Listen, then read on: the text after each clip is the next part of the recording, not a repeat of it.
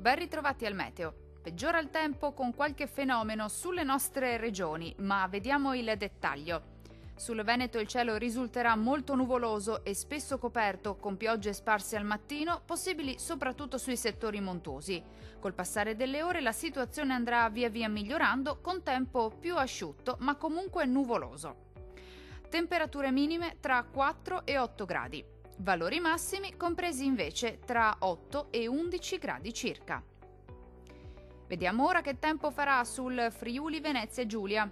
Anche in questo caso sarà una giornata all'insegna di un tempo moderatamente instabile. Sulla nostra regione infatti il cielo risulterà coperto, con precipitazioni frequenti al mattino in via di esaurimento già a partire dal pomeriggio.